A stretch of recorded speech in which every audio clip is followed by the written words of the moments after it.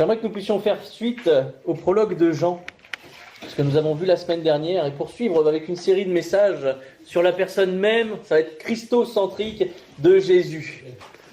Une série que je vais intituler « Les 7 facettes de la personne de Jésus selon l'évangile de Jean, le premier ». Parce que on a vu que déjà la première partie, donc ce qu'on a appelé le prologue, était riche en sens, en symbolique, en puissance pour nous. Mais qui a lu la suite de l'évangile de Jean cette semaine? Je ne vais pas blâmer. Je ne vais pas non plus féliciter. Mais bien joué ma sœur. Un extrait? Ah Seigneur. La deuxième partie, on pourrait dire, de ce premier chapitre. Alors nous, on les a classés en chapitres. On sait que, bon, ça n'a pas été fait tout à fait comme ça. Parce que nous, il nous fallait mettre une nomenclature pour qu'on puisse suivre, etc., etc. Mais la suite de la lettre de Jean est exceptionnelle. Et dans ce premier chapitre qui a été formé, on va voir 7 merveilleuses facettes de Jésus-Christ. On va découvrir, peut-être même redécouvrir la personne merveilleuse du Seigneur et la richesse de ce premier chapitre. Le premier point de ce matin, qu'on retrouve au verset 29, mais même au verset 36 à 37 donc de l'évangile de Jean, il est écrit « Le lendemain, il vit Jésus venant à lui, et il dit « Voici l'agneau de Dieu qui ôte le péché du monde. » Et au verset 36 à 37, ayant regardé Jésus qui passait, il dit « Voici, voilà » l'agneau de Dieu. Les 2 disciples l'entendirent prononcer ces paroles et ils suivirent Jésus. Notre premier point ce matin, ce sera Jésus, l'agneau de Dieu. Voici l'agneau de Dieu, le cœur même de l'évangile. Voici venu l'agneau de Dieu. Imaginez ce matin une personne accablée de dettes. Imaginez une dette colossale. Des milliers, des milliards, des millions de dettes cumulées, impossibles à rembourser. Chaque jour, les lettres s'accumulent. Vous savez, les relances. Enfin, j'espère que vous ne le savez pas. Alors, pour en avoir connu des lettres de relance, alors c'était pas de notre faute, mais on a connu ça, c'est pas drôle. Parce que vous savez qu'une lettre de relance, ça vous coûte de l'argent. Un bouton de la banque, c'est entre 20 et 50 euros, en plus sur votre dette. Oui. Non, parce que quand vous êtes dans l'embarras, on aime bien vous aider. Donc un courrier, 27 euros pour une personne qui presse un bouton avant d'ouvrir l'agence. Enfin bref, c'est pas le but de la manœuvre, mais bon, quand on est dans l'impasse, on n'est pas soutenu. Là où on devrait être aidé, c'est là qu'on nous enfonce. Et on va voir que Jésus, c'est tout autre. C'est là, quand on est au plus bas, Jésus se révèle et nous donne le plus. On va le comparer avec cette dette. Ici, on voit que ces lettres s'accumulent, les relances, il y a la peur, la honte. Vous savez, les huissiers, pareil, si vous connaissez pas, bénissez le Seigneur. Mais nous, on a connu cet état-là. Vous savez, cette personne qui vous dit, moi, je m'en fous de ce que vous avez de quoi manger, mais vous, il faut donner pour rembourser. On s'en fout que vous ayez du chauffage. Nous, notre objectif, c'est rembourser la dette. La peur, la honte. Et quand vous êtes jeune, je vous garantis que ça a du mal à passer. Vous n'avez pas l'expérience, vous n'avez aucune répartie face aux jurisprudences, mais on vous dit ça. Bref, c'est pour imager un peu plus l'image. Puis un matin, vous êtes là, vous êtes au fond du trou, au fond du gouffre financier même, et quelqu'un que vous ne connaissez pas frappe à votre porte, et il prend toutes les factures, les paie intégralement, et dit simplement « tu es libre ». C'est pas je parle pas d'une dette financière, hein. Si tu es dans la baraque financier, Jésus n'est pas venu régler tes dettes financières. Mais on parle d'une dette bien plus grande, d'une relation restaurée, la dette du péché. Un jour, Jésus est venu effacer, ôter la dette qui était la nôtre, pardonner nos péchés.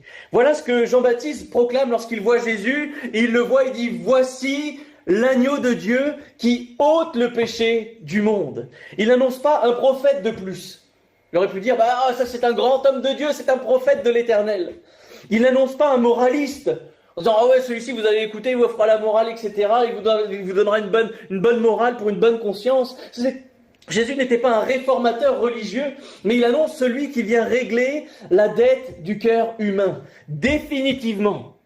Aujourd'hui, je veux qu'ensemble nous puissions découvrir la profondeur de ce titre, Jésus, l'agneau de Dieu. Et c'est ce qui suit le prologue. Jean-Baptiste, ici, baptise des foules dans le désert. Il prépare les cœurs, il appelle au repentir, mais il sait que son rôle est limité. Son baptême n'efface pas les péchés. Il prépare simplement le terrain de Jésus-Christ. Alors quand Jésus arrive à lui, quand Jésus vient auprès de lui à ce moment-là, Jean ne parle pas de lui-même. Il ne parle pas d'un royaume politique, il ne parle pas d'une réforme morale, mais il dit « Voici l'agneau de Dieu ». C'est important de le souligner. Un mot qui, dans l'esprit juif, a toute une importance, toute une histoire biblique. On pourrait parler de l'agneau pascal, du livre de l'Exode, le sacrifice quotidien du temple qu'on voit dans les lois, ou l'agneau même prophétisé d'Ésaïe 53. Tout converge ici, et c'est ce que nous allons découvrir au travers de ces 3 points. Le premier, c'est Jésus et l'agneau choisi par Dieu. Jésus, le second point, sera l'agneau sacrificiel qui porte nos péchés. Et le troisième point sera Jésus et l'agneau qui apporte un salut universel et définitif. Mais pour saisir pleinement ce que Jean-Baptiste annonce ici, regardons d'abord qui choisit cet agneau. C'est peut-être un détail, mais un détail qui a toute son importance. Nous n'avons rien créé. Nous ne créons rien. Ce n'est pas une histoire d'homme. Jean dit, voici l'agneau de Dieu. Il dit pas, voici mon agneau. Il ne dit pas, voici ce que je produis, voici le fruit de l'homme. Non, il dit, voici l'agneau que Dieu lui-même a choisi. Dans l'Ancien Testament, les hommes choisissaient un agneau pour l'offrir en sacrifice. Mais voici ici, c'est Dieu qui choisit. On pourrait imaginer ça comme Genèse 22, où en réponse à Isaac, Abraham va dire « Mais Dieu se pourvoira lui-même à l'agneau pour l'Holocauste ». Alors qu'Abraham avait reçu la consigne de sacrifier son enfant. Il savait que, pour le coup, il y avait quelque chose à jouer, mais Dieu se pourvoira de son agneau pour l'Holocauste. Jean 1 est l'accomplissement de cette promesse. Mais pourquoi est-ce si important d'accentuer ce début de message, ou du moins cette première facette ?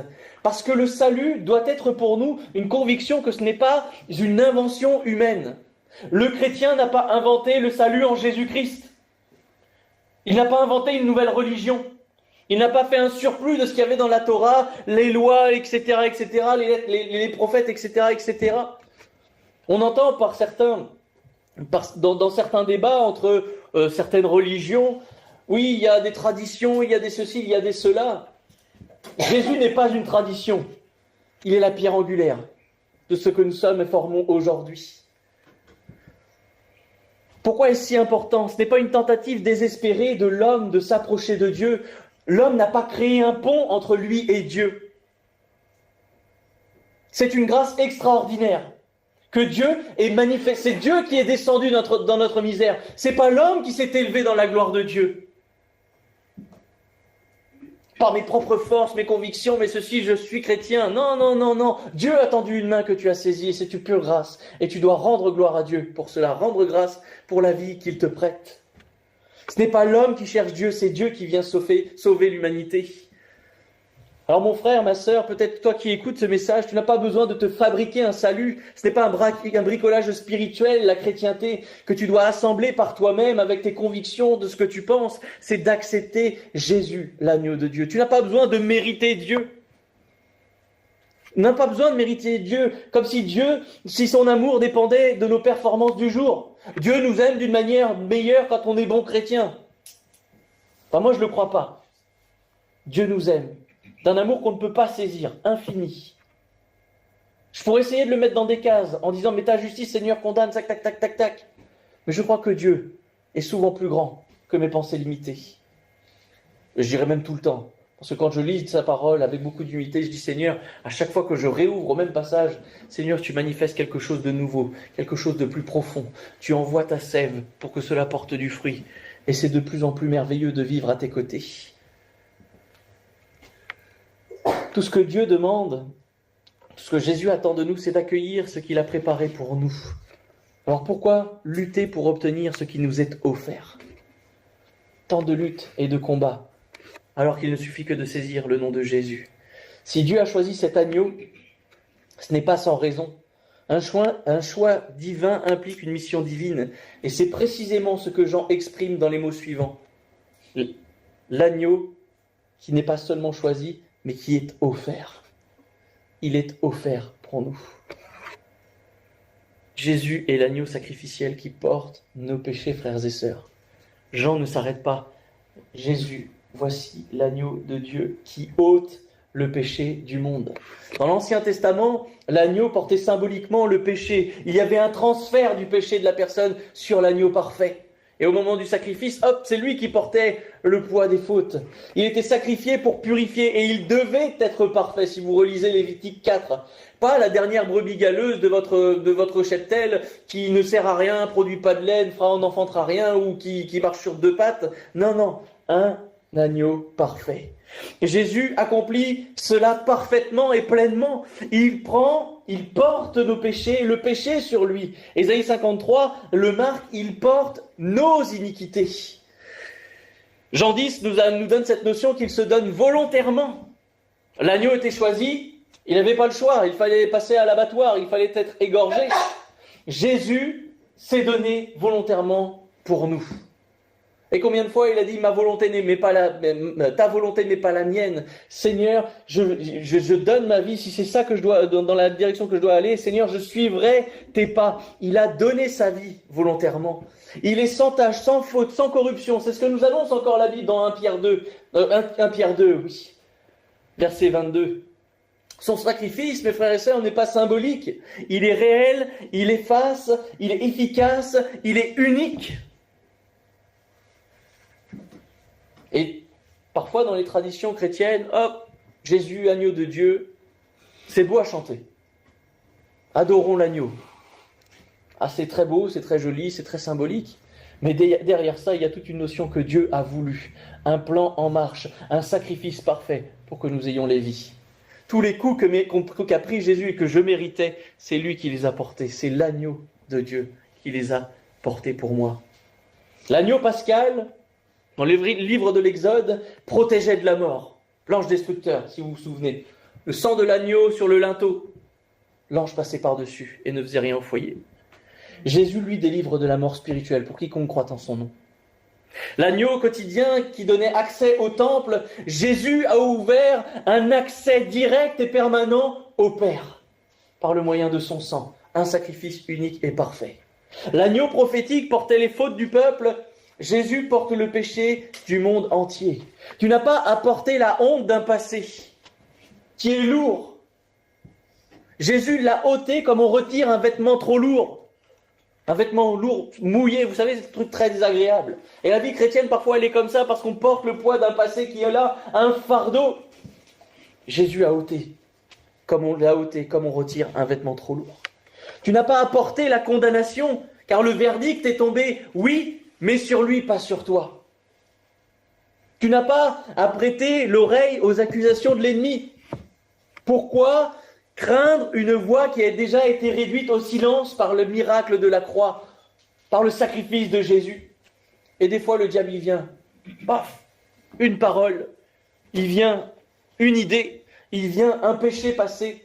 Et tout ce que Jésus avait donné en toi, vous savez, ce cœur libre où tu étais là dans la joie, dans la paix, et puis d'un seul coup, tu as un truc qui remonte, et puis là, tu es dans l'abattement, et puis tu retournes dans tes travers, et tu dis, bon, bah, comme c'est comme ça, je retourne à mon péché, je me ressouille, etc., etc. Mais cette voix qui t'accuse, qui t'accable, qui te condamne, elle a déjà été réduite au silence par Jésus-Christ à la croix. L'agneau de Dieu a versé son sang pour que cette voix n'ait plus aucun impact sur toi. Je ne te condamne pas et je ne condamnerai personne. Parce que combien de fois des souvenirs sont revenus à la surface, des travers ont réapparu. Parce que là, on n'est que sur l'agneau de Dieu, donc là, c'est le sacrifice, c'est facile. Et la deuxième partie, on va parler de l'esprit, mais là, on va voir qu'il y a un travail aussi. C'est pas aussi simple que ça, d'accepter l'agneau de Dieu en tant que tel. De vivre sous cette nouvelle alliance dans le sang de Jésus. Mais ne prête plus attention, si tu prêtes encore attention aux fautes passées, demande pardon au Seigneur, si tu es encore dans le péché, mais ce que Dieu a fait, ce que Jésus a accompli à la croix, lorsqu'il a dit tout est accompli, c'est faire taire l'œuvre du diable dans ta vie, parce que tu as accepté son nom. Ce fardeau, Jésus l'a porté avant même que tu réalises que tu en étais écrasé. Et ça, c'est pour ceux peut-être qui n'ont pas encore fait cette part avec le Seigneur. Dieu a déjà couvert tes fautes si tu crois en son nom. Même si tu ne sais pas encore que tu es écrasé. Tu te crois libre, mais tu ne sais pas que tu es le plus grand esclave de 2025. parce que tu n'as pas Jésus-Christ. Dieu a versé son sang pour toi. Le sacrifice de Jésus ne touche pas simplement quelques privilégiés. Le projet de Dieu dépasse bien les frontières, les peuples et les siècles. Le ministère de l'agneau, je dirais, est aussi vaste que le monde. Ce qui nous emmène au troisième point. Jésus est l'agneau qui amène un salut universel et définitif. Jean dit qui ôte le péché du monde. Il ne parle pas seulement de celui d'Israël. Il ne parle pas de celui des religieux de ce temps. Il ne dit pas je suis l'agneau qui ôte le péché de mes disciples qui sont là, ou qui vont être là, plutôt. Je ne suis pas venu ôter le péché de quelques bons croyants qui ont une bonne base, qui me plaît. Je suis venu ôter le péché du monde. Jésus est l'agneau pour les nations. Il est venu pour les pécheurs, ceux qui savent qu'ils n'y arrivent pas. Puis il est venu pour les perdus, ceux qui ne savent même plus où commencer. Il est venu pour les esclaves attachés à des chaînes qu'ils n'ont jamais pu briser. Il est venu pour les rebelles qui ont tourné le dos à Dieu plus d'une fois. Il est venu pour les meurtris dont le cœur porte encore des cicatrices. Il est venu pour toi, il est venu pour moi, il est venu pour nous, pour tous ceux qui reconnaissent leurs besoins. Et voilà pourquoi Jean dit, le monde, personne n'est laissé dehors. On a chanté quelle grâce incomparable, mais c'est une vérité pour nous qui avons Jésus-Christ. Mais cette grâce est à vision mondiale, elle est pour tous.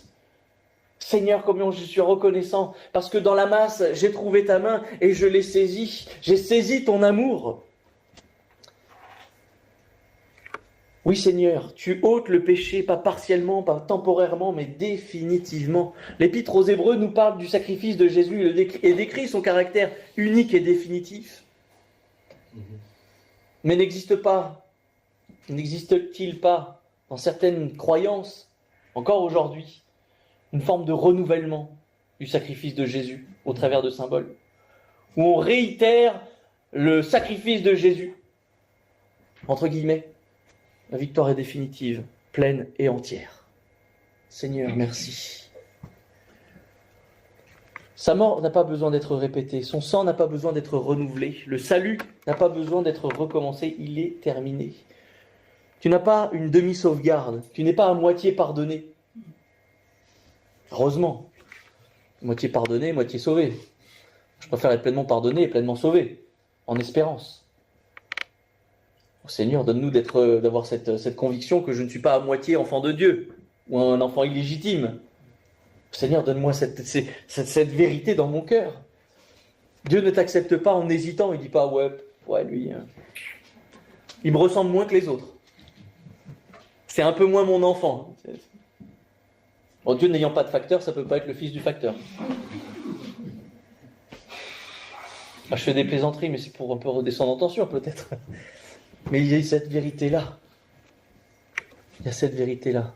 Dieu ne t'accepte pas en hésitant, mais il t'accepte pleinement. Et c'est pour ça que le plan en Jésus-Christ a été fait d'une manière parfaite. Dieu a accompli ce plan parfait. Alléluia.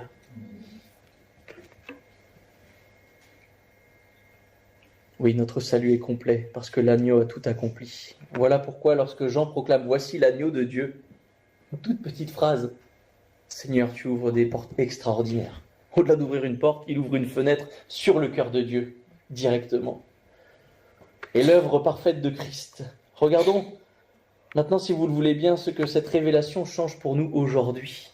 Quand Jean dit « Voici l'agneau de Dieu », il dit en réalité « Voici la réponse de Dieu aux plus grands besoins de l'humanité. » Ne cherchez pas plus, la réponse est là.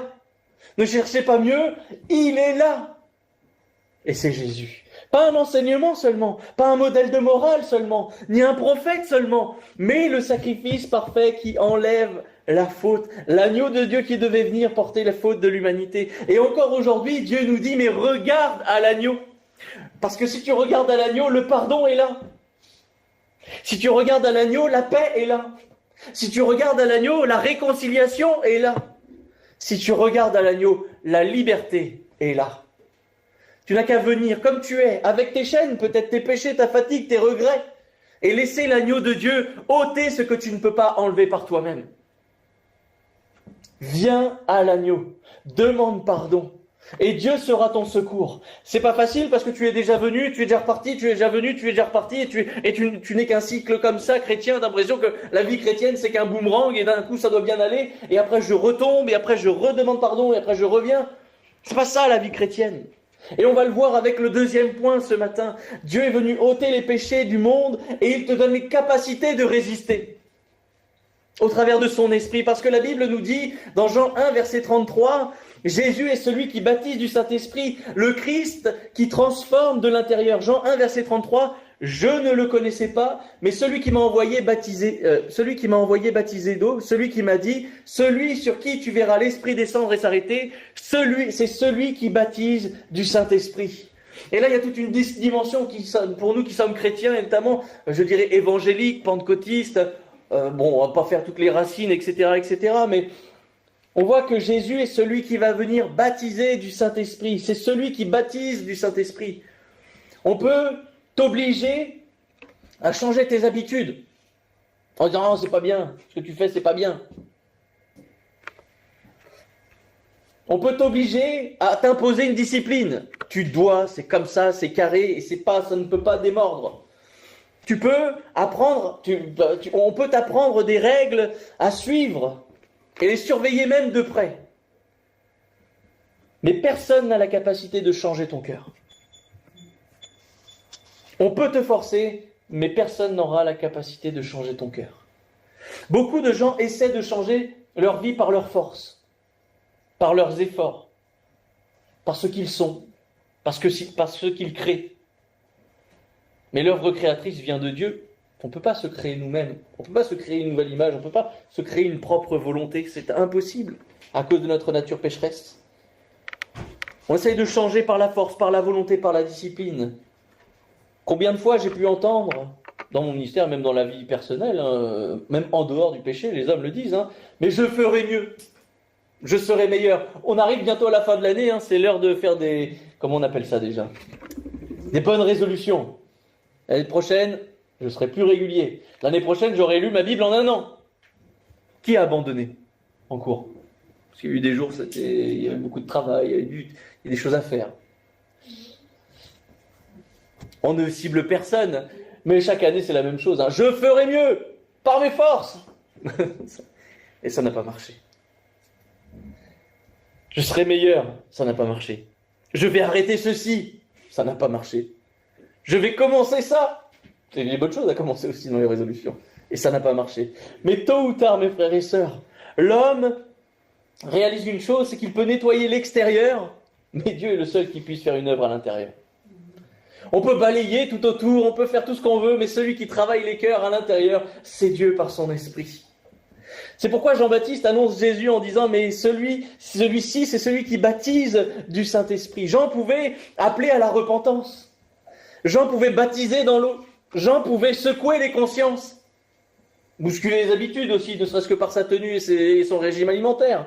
Mais seul Jésus a la capacité de transformer un cœur humain. Jean-Baptiste, ici, il est au sommet de son ministère. C'est pas le gars... il est au sommet de son ministère. Les foules viennent à lui. C'est pas trois pelots, au fond, qui arrivent du fin fond de la campagne, ils comprennent rien, mais ils viennent. C'est des foules entières qui viennent à lui. Il y a une vraie ferveur. Elle est réelle. Et le mouvement ici, spirituel, il est puissant. Mais Jean le sait, son œuvre n'est qu'une introduction. Elle est introductive à quelque chose de plus grand et de plus merveilleux. Son baptême est un signe extérieur, un symbole.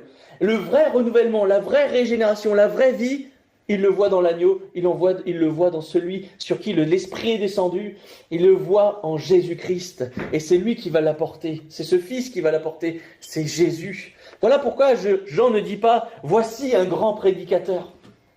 Voici pourquoi il ne dit pas « voici un nouveau prophète à l'image d'Ésaïe, un grand prophète, un beau prophète, quelqu'un de qualité ». Non, il dit « voici celui qui baptise du Saint-Esprit ».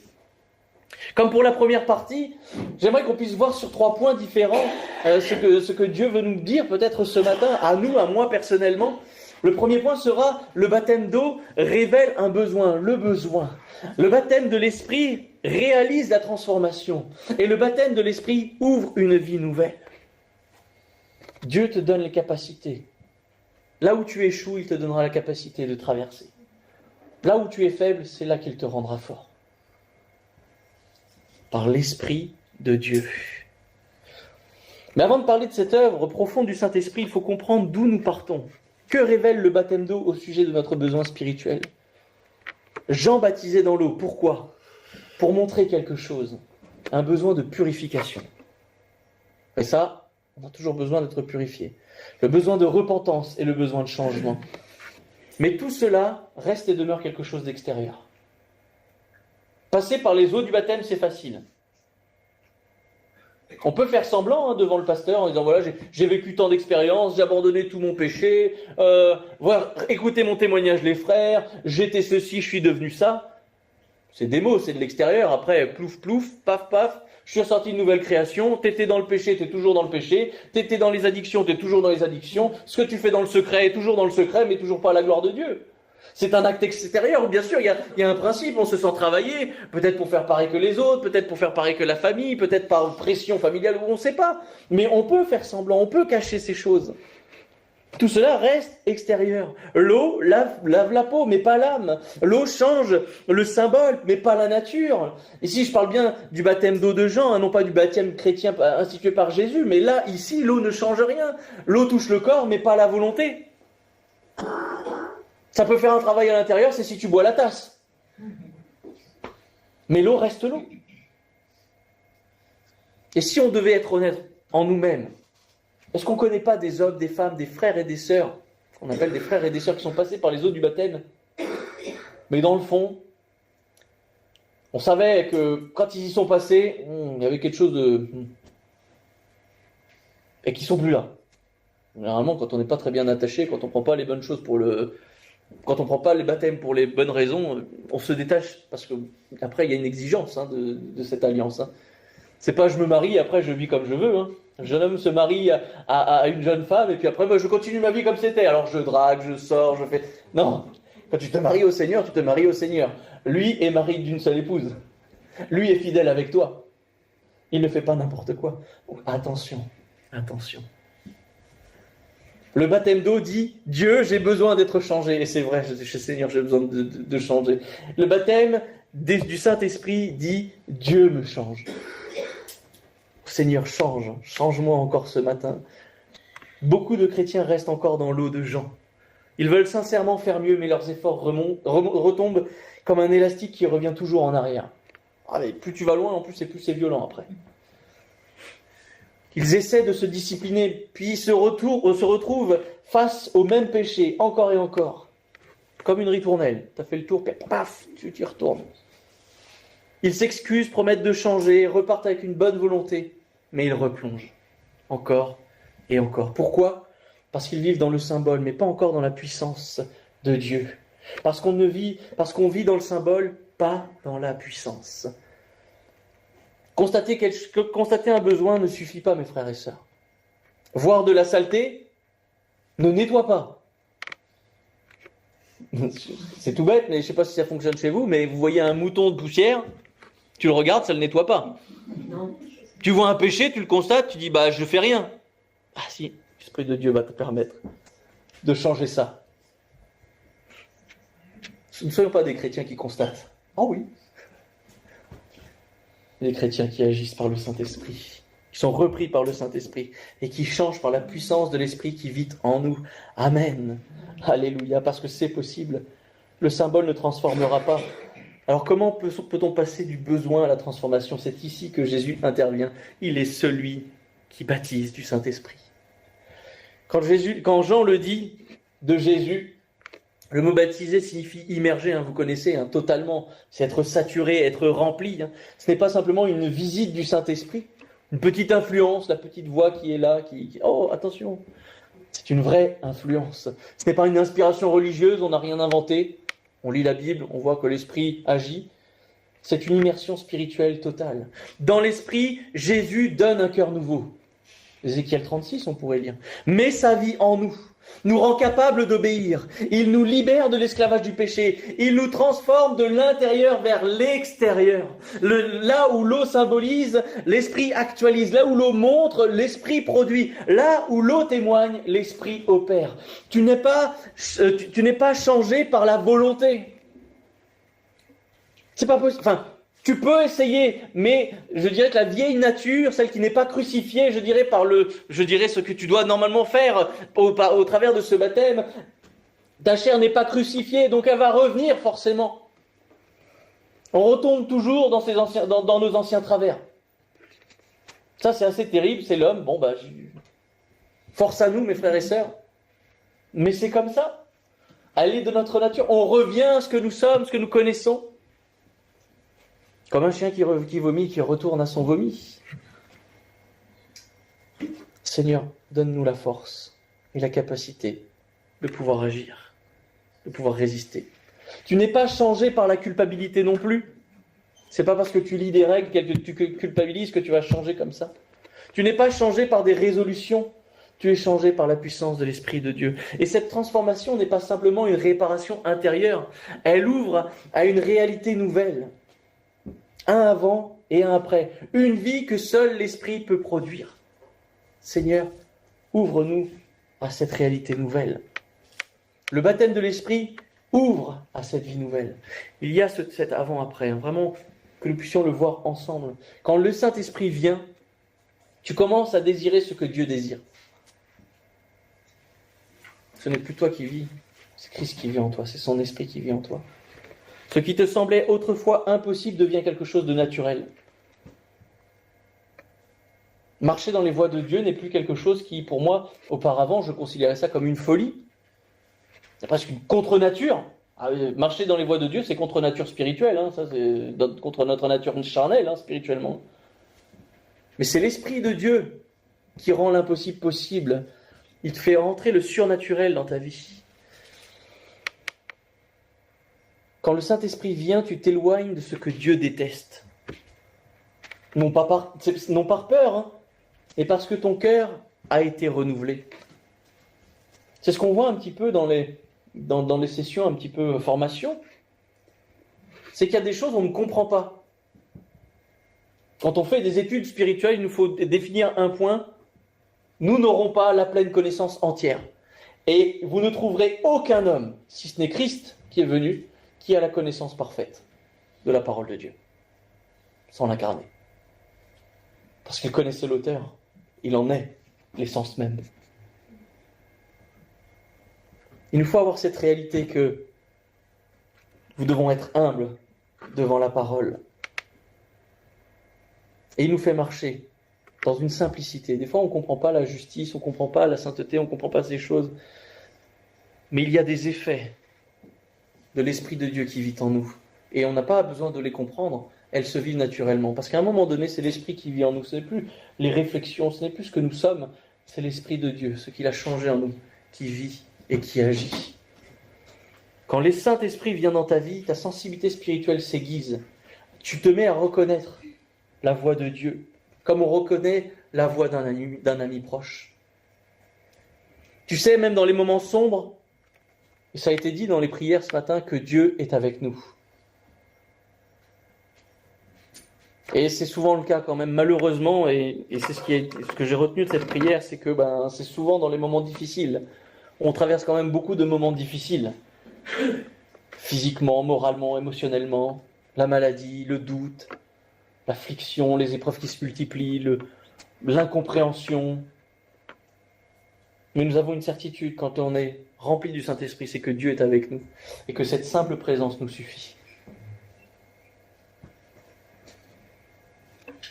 Il faut être rempli du Saint-Esprit pour affirmer ces choses, parce que quand ça secoue, il faut bien s'accrocher. Il faut bien s'accrocher. Tu découvres que tu peux enfin porter du fruit, non pas en forçant, mais parce que la vie de Dieu circule en toi. Attaché au cep, l'Esprit de Dieu qui vit en toi, il te permet de porter un bon fruit à la gloire de Dieu. C'est alors que tu rentres dans une vie nouvelle, marquée par la puissance, la sainteté et la présence de l'Esprit. Le baptême de l'Esprit nous introduit dans la vie du royaume. Une vie où le combat demeure. Je ne suis pas en train de te dire que tu es plus que vainqueur et c'est fini le combat et la lutte, les luttes et les combats. Non. Mais là, où le combat est là, la victoire n'est plus hors de portée. Il y a des choses qu'on ne peut pas accomplir. Mais quand l'Esprit de Dieu vit, lorsque tu vis cette vie de l'Esprit, La victoire n'est plus hors de portée, elle est à ta portée. Car le Dieu de victoire habite en toi, il est avec toi. Une vie où ta faiblesse reste réelle. Dieu ne va pas faire de toi un super chrétien. Ce matin, je ne dis pas que tu dois vivre de l'esprit avec une surexigence de l'esprit. Parce que des fois, on dit, si t'es pas alors si t'es pas rempli de l'esprit, t'es pas chrétien. Si tu fais pas tout ça, t'es pas chrétien. Non. Ça, c'est des doctrines qui, à mon avis, ont brisé trop de monde. Une exigence que Dieu n'avait pas, au départ. Quand on regarde notre misère, celui qui se dit super chrétien, super croyant, super mieux, il doit comprendre qu'il est super, surtout, il manque de super Jésus dans son cœur. Pour changer sa nature. Parce qu'on n'est rien sans Dieu. Seigneur, j'ai besoin de toi. Je ne parle pas vraiment de cette surexigence que parfois on peut entendre. Bien sûr, il nous faut veiller, mais il nous faut surtout vivre avec cette part divine en nous qui nous permet d'accomplir ces choses. Oui, une vie où tu auras des faiblesses et elles resteront toujours réelles, mais tu seras soutenu par une force qui ne vient pas de toi. Dans ta faiblesse, le Seigneur te rendra fort. Dans tes épreuves, il sera la solution. Dans ta maladie, il sera ta guérison. Et s'il n'est pas ta guérison, il est ta grâce, qui doit te suffire normalement. Mais ça, on n'aime pas trop le dire, ça. Ma grâce te suffit, on aime bien dire c'est Jésus guérit. Mais force est de constater que ce n'est pas le cas pour tous. Ma grâce te suffit. Mais il faut le recevoir par l'esprit, ça, parce que quand tu es vraiment dans le trouble, au fond du trou, et que tout le monde t'annonce la mort, et que le pasteur te dit la grâce de Dieu te suffit, il faut que ce soit l'esprit qui communique. Parce que là, sinon le pasteur, il vient comme un rouleau compresseur briser ce qui reste du pauvre homme ou de la pauvre femme. Mais avec beaucoup de douceur. C'est ce Saint-Esprit qui fait ce travail, de toute façon, dans les cœurs. Qui donne aussi les bons mots, parce que des fois, on peut dire des choses qui sont vraiment issues de la vérité, mais ça prend pas le bon chemin parce que c'était pas la bonne orientation, c'était pas la bonne semence à porter. Pourtant, elle était une bonne semence, mais c'était pas celle-ci choisie par l'Esprit pour édifier, pour reprendre, censurer. Mais quand le Seigneur reprend, il le fait avec beaucoup de douceur, avec beaucoup d'amour. Et quand c'est la voix du Saint-Esprit qui communique, on peut tout recevoir. On peut tout recevoir. Enfin, c'est ce que je pense en tout cas. Même si c'est difficile à entendre parfois. Une vie de service. Le baptême de l'Esprit t'introduit dans la vie du royaume, dans une vie de service. C'est là où Dieu t'équipe et te donne les dons nécessaires. On n'aura pas les mêmes dons, on n'aura pas les mêmes capacités. Et ce qui est glorieux, c'est qu'on ne seront complémentaires. Ne cherche pas celui qui te ressemble le plus dans l'Église, mais plutôt celui qui te ressemble le moins. Parce que lui aura à t'apporter dans sa misère, et ta misère, tu vas lui apporter aussi des choses. Parce que j'appellerais ça deux misères, l'une à côté de l'autre. Si on pense qu'on est tellement opposés qu'eux, c'est là que le Seigneur va mettre nos demeures l'une à côté de l'autre dans l'éternité. Alors vraiment, c'est de l'image, c'est des blagues. Ne voyez pas, c'est vraiment autre. Je vous dis, c'est infiniment plus grand que cette pensée, notre Dieu. Mais je m'imagine souvent l'éternité comme ça. Je dis, pour celui avec qui je me serais moins entendu dans les ADD, vous savez, le pasteur, que vous n'êtes pas du tout d'accord. Lui, il voit comme ça, et toi, tu vois comme ça. Mais bon, et vous savez, les points de vue, ça va être... les cieux vont être composés de points de vue. Mais surtout composés de cœurs qui ont donné leur vie à Christ. C'est surtout ça. Mais je crois que je serai à côté de lui. On dit, mais pourquoi ? Mais au lieu de batailler à dire pourquoi, on sera pour élever la gloire de Dieu, enfin, élever nos voix pour la gloire de Dieu pour l'éternité. C'est pas là le plus important ? Je pense que oui. Mais c'est le Saint-Esprit qui va te communiquer tous tes dons, tous tes talents. C'est lui qui va qui va élever tout ce qui est en toi. C'est aussi par le Saint-Esprit qu'il t'introduit à une vie de prière. Pas simplement des petits mots qui... T'as l'impression que ça vivote ou quoi que ce soit, mais une vraie vie de prière. Et même si je crois que toutes les prières sont entendues, les prières faites selon l'Esprit vont dans le cœur de Dieu, car elles sont selon sa volonté. Quand ça t'inspire de Dieu, ça va dans la volonté de Dieu, tout simplement. Tu ne pries plus seul, mais tu es accompagné par la présence de Dieu. Une vie de mission, portée par une autorité qui ne dépend ni de ton tempérament, ni de ton expérience, mais de Dieu seul. Une vie de sainteté, non plus lourde et pesante, mais remplie de joie. La sainteté, quand je le dis, j'ai l'impression que c'est dur. Non ? J'ai l'impression que c'est... Non. Là, le prochain module, là, sur la formation, c'est sainteté 1 et 2. Je pense que j'aurais des mots des parents me dire « Non, je ne viens pas pour ça. » Sainteté, ça fait peur. Mais en fait, Dans la complexité de notre pensée, il y a une simplicité de Dieu derrière ça. Donc n'ayons pas peur, la sainteté n'est pas lourde et pesante. C'est quelque chose par l'Esprit dans lequel nous avançons librement et qui nous remplit de joie. Alors attention, l'œuvre de l'Esprit, on a l'impression que c'est instantané, comme je dis. Si tu es chrétien, t'es comme ça. C'est un peu ça ce matin, ça fait peur. Mais c'est pas vraiment c'est pas comme ça que le Saint-Esprit travaille en nous. Je dirais que l'Esprit travaille plutôt dans un processus. Il nous accompagne dans ce domaine-là. Bien sûr, il y a des conversions, il y a des choses qui changent du tout au tout. Ça, c'est certain. Quand tu es convaincu de péché, de justice et de jugement, le premier truc que tu ne fais pas ou que tu ne fais plus, c'est pécher. C'est instantané. Mais est-ce que tu as compris toute la parole? Est-ce que tu la mets pleinement en pratique? Et est-ce que tu marches dans la sainteté? Est-ce que tu as encore une vie de prière? Est-ce que tes talents sont pas encore enterrés parce que tu n'as pas encore saisi que tout ce qui est de toi à toi est pour Dieu? Ma richesse, c'est mon Dieu. Donc mes dons, mes capacités ne sont pas simplement pour me glorifier moi-même ou pour apporter un savoir à quelqu'un ou pour me faire mousser aux yeux des hommes. Mais mes capacités, mes dons, mes talents sont au service de Dieu, au service même de l'Église. Si tu as une capacité et que tu la mets en dehors, bah c'est bien. Mets-la au service de Dieu. Quel est ton don? Quelle est ta capacité? Est-ce que c'est l'hospitalité? Exerce-la. Est-ce que c'est la générosité? Exerce-le. Là, la générosité. J'essaie d'en trouver d'autres, mais vous comprenez le schéma. Nous n'avons pas tous ces dons-là. Même si nous devrions, parce que la Bible nous dit de l'avoir. Mais on n'a pas tous le don d'hospitalité. Ouvrir sa maison n'est pas donné à tous. Peut-être que tu en es là dans ce processus, pour le moment ta maison est fermée. Mais Dieu est capable de changer ton cœur et de transformer là-dedans. Mais si tu en as la capacité et que ça ne te dérange pas, fais. Tu as des mains en or. Mets-les au service de Dieu. Dans les travaux, dans les détails, dans le perfectionnement, je ne sais pas moi. On a tous des dons et des capacités. Je prendrai un exemple de comptabilité. Tu as un don de comptabilité, mets-le au service de Dieu. Vous pouvez dire que cette capacité, elle est bien au service de Dieu. Alléluia.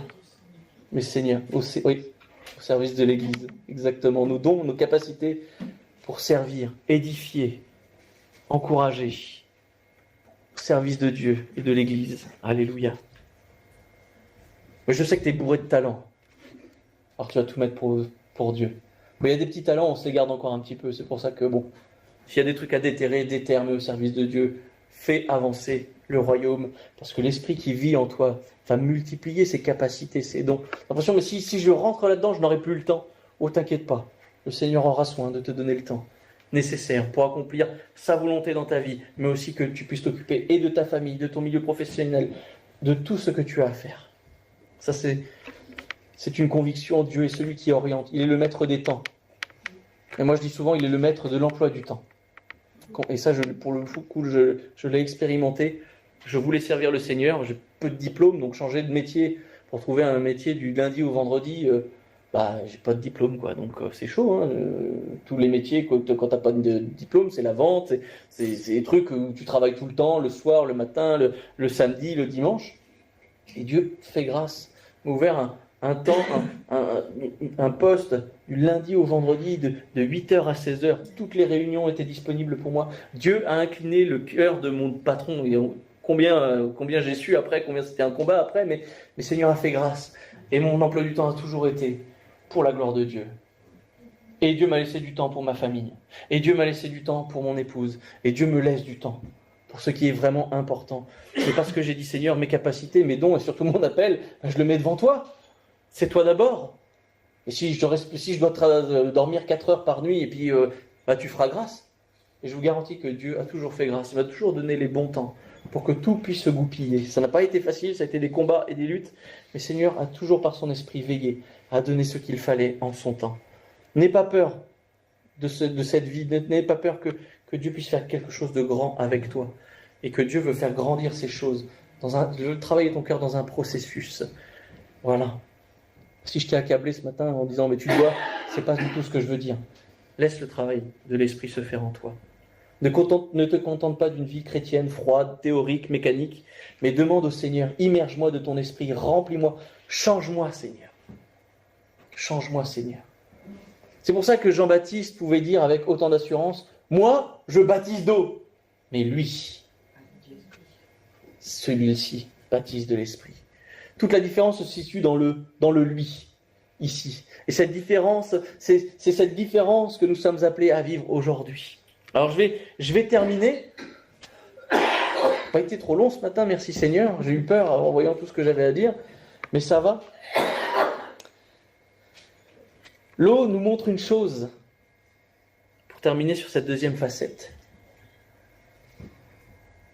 Elle nous montre un besoin, notre besoin, ton besoin. Et Jésus t'apporte la solution. L'eau t'appelle à changer. Jésus te donne le pouvoir de le faire. L'eau symbolise la repentance. Jésus, par son esprit, produit la régénération. Pour les faibles qui n'ont plus rien à prouver, le Saint-Esprit est là. Il est pour nous. Pour les fatigués qui n'ont même plus de force d'essayer, le Saint-Esprit est là. Il est pour nous, rendre fort.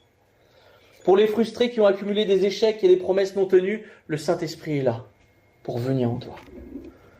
Pour ceux qui n'y arrivent plus et qui ne savent même plus quoi faire, le Saint-Esprit est là et tout peut arriver. Pour ceux qui disent avec honnêteté, Seigneur, je veux mais n'y arrive pas, le Saint-Esprit est là pour t'en donner la capacité. C'est précisément pour eux qu'il est venu. Jésus dit, si donc, méchants comme vous l'êtes, vous savez donner de bonnes choses à vos enfants, à combien plus forte raison le Père Céleste donnera-t-il le Saint-Esprit à ceux qui le lui demandent.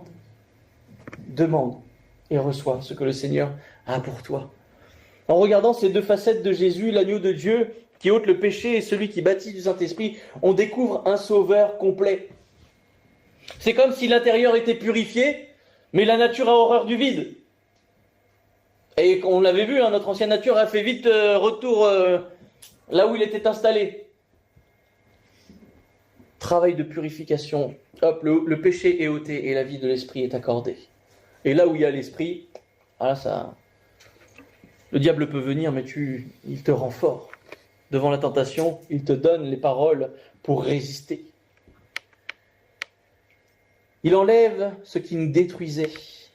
Il donne ce qui nous manquait.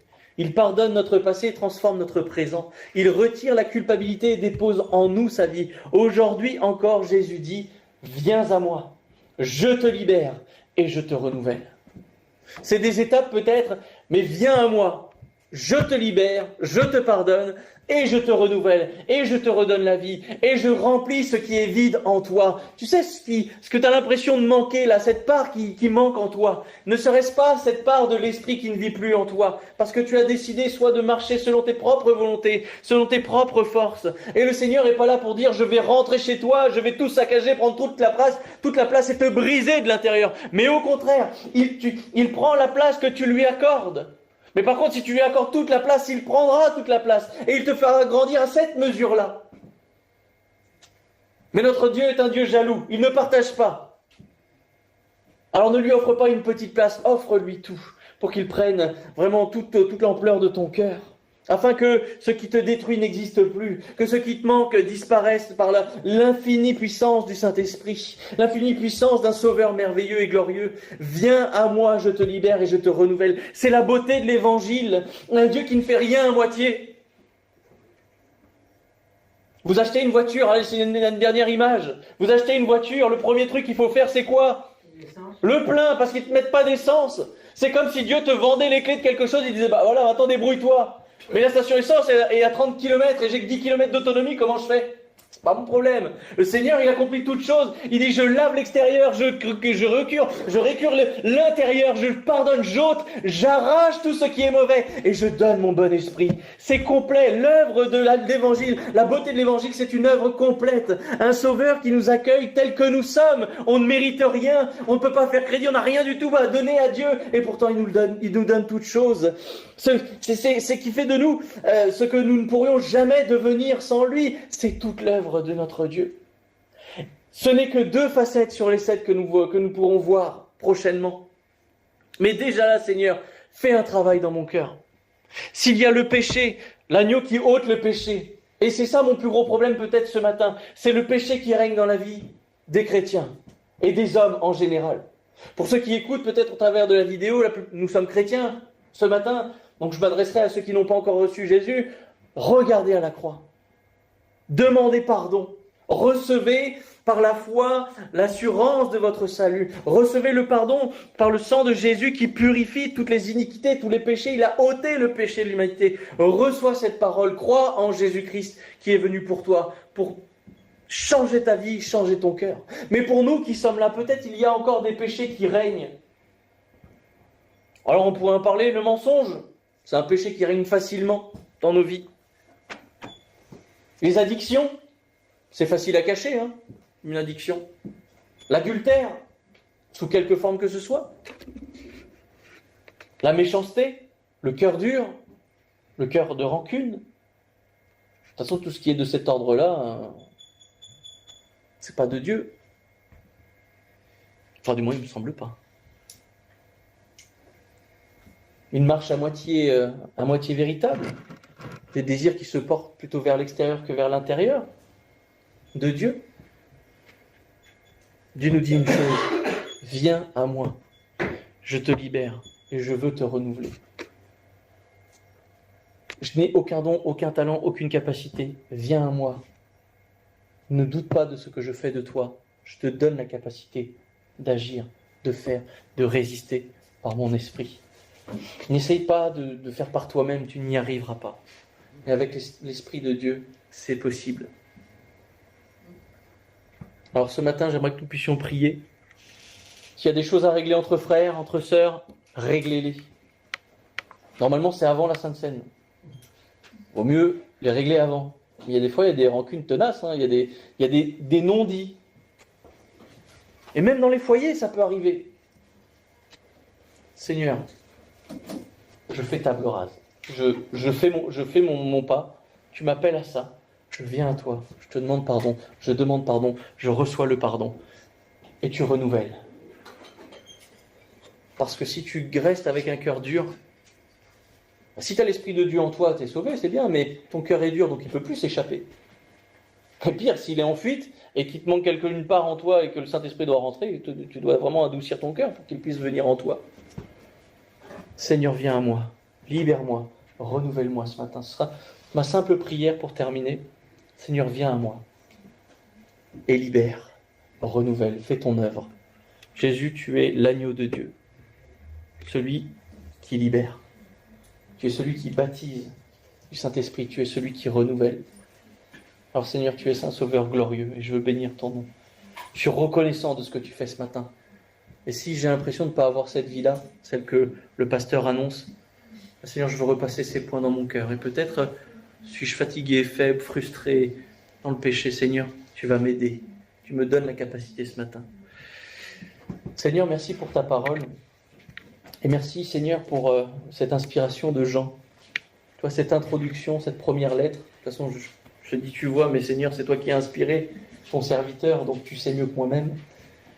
Et toutes ces merveilleuses choses que nous pouvons lire, Seigneur. Nous n'avons vu que 2 facettes de ta merveilleuse personne, Jésus.